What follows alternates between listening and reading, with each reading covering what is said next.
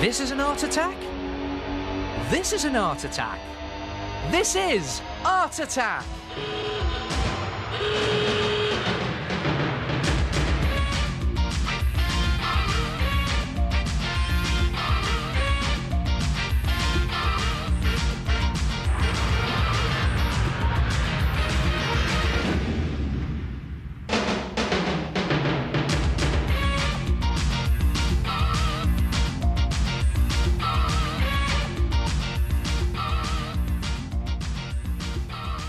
Hello there, nice to see you again. Now then, are you one of these people who suffers from broken shelving or a lack of space in your bedroom to store your books? What you need is a heavyweight bookend, and here it is. Go and have a look at this. Right, you sit there and watch. You might learn something. Take a paper bag that's roughly the same size as a bag of sugar. Now, it can be an old sugar bag or even an old flour bag, and 3/4 fill it with pebbles or stones or gravel or anything you can get from your garden. Just something to make it nice and fat and chunky and heavy. Then scrunch your bag closed like that. Take some sticky tape and just tape it closed. Then take an old piece of newspaper and scrunch that up and just scrunch it roughly into an L shape. Now, this is always good stuff to model with because you can bend it into different shapes. There you are. There's an L shape. I'm just going to tape it into place like that and then tape it onto the bottom of my bag, like that. And then do another leg the same way. Tape that onto the bottom of your bag there, like that. Just put the two of them together. It doesn't have to be neat at this point. Just keep modelling it as you're going. And here's a tip. If you can make your legs as chunky as possible and sticking out to the front, then your heavyweight bookend will take the weight of your books a little later on. And then build the rest of the body up, just putting on some paper arms in exactly the same way as you put the legs on. And again, I'll keep saying it, it doesn't have to be perfect at this stage. And then just up a scrunched up ball of paper for the head, right on the top with a bit of tape. Then when you've got it to that stage, take some lengths of one of my favourite materials, this loo roll, or tissue paper, and you can just wrap it round the body of your heavyweight bookend like that. Looks like a little cloak at this point, doesn't it?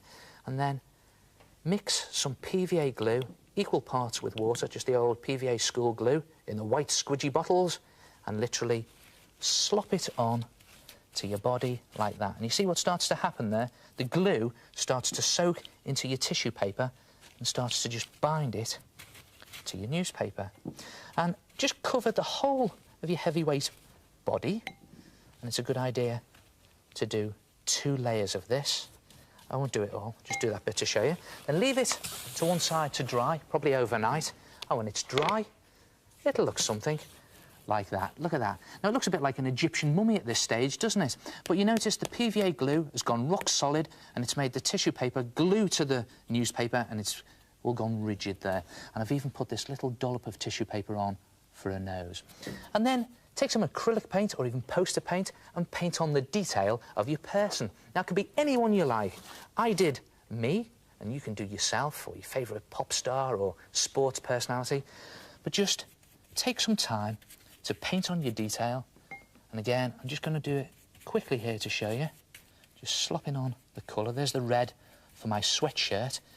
And if you take some time, you should get quite a good result out of it. Well, when I finished mine, it looked something like this.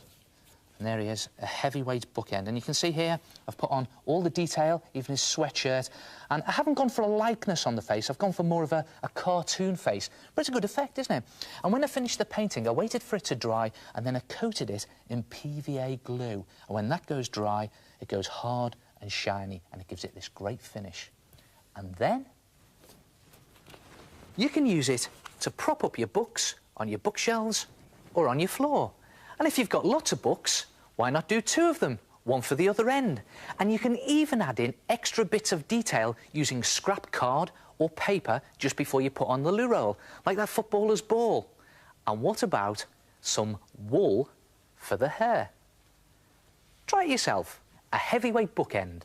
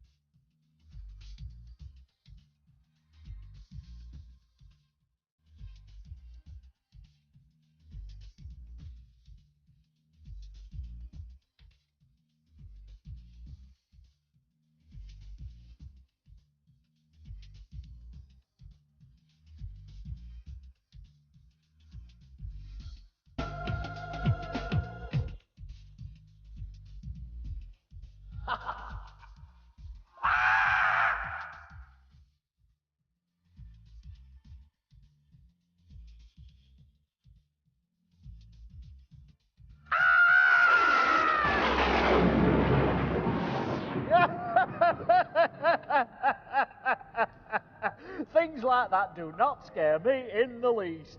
Do you want to see my garlic powder picture? Ah! Mummy! Just take a very quick look at this cartoon that I've drawn. Now, what do you think's missing from the picture? I'll give you a clue. It's something that follows you around all day. Got it? Shadows. But where'd you put the shadows in your picture? Well, here's a good tip. Look for the place that the light can't get to. Now, in this picture, the light is coming from this street lamp here, so I'll just chalk that in like that, and it'll be shining out in this direction, and it'll be shining down onto the man, down this side of him, so the light won't be able to get to this side of him. So I'm just going to draw in the shade down his left-hand side there, and of course, no light will be able to get under the brim of his hat, so I'll put that in. I'm just doing it very quickly like that, putting shadow or shade all the way down that side where the light can't get to. All the time looking for those little nooks and crannies. And put it on his legs as well, because the light won't be able to get under his coat. And don't forget, he'll be casting a shadow out across the pavement because the light can't get to it because he's standing in the way. And also up the wall like that. And there it is. Now, one place the light will be coming from in a lot of your pictures is the sun. And when you've drawn your picture, you have to decide where the sun is in your picture. And let's just put it peeping over the horizon there. In fact, it's going down at the end of the day. And then just look for the places that the light can't get to. So on the coach, it'll be in shade at the back there like that, maybe one of the wheels underneath. And on the horse's bottoms, like that, and they'll be getting a nice suntan up front. And don't forget, the coach will be casting out a shadow along the ground. And on the cowboy himself, well, that side will be in light, and this side will be in shade. So he's got all his front with the light nicely shining on the front of it, and all his backside, so to speak, in shadow, like that, all the way down, just scribbling it in. Great effect. And don't forget, on his gun there and down that arm. And don't forget, he will also be casting a shadow with the light shining between his legs, and out the shadow goes in that direction. And what about the cactus? Yep, you've got it. It's down this side of the cactus like that, with a shadow out in that direction. Try it yourself. Put some shadows into your pictures and look for the places that the light can't get to. At last I know how to draw shadows properly. You draw the places where the light can't get to. Oh! Hey, where's my pencil?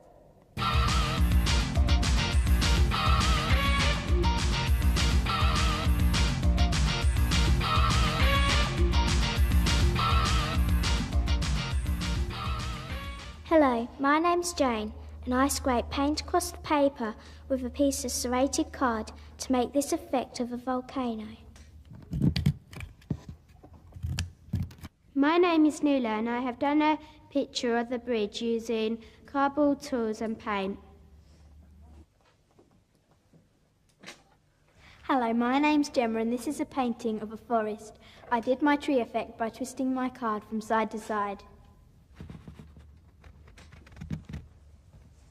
Ah, great pictures. And what a good idea, using cardboard as a tool to paint with.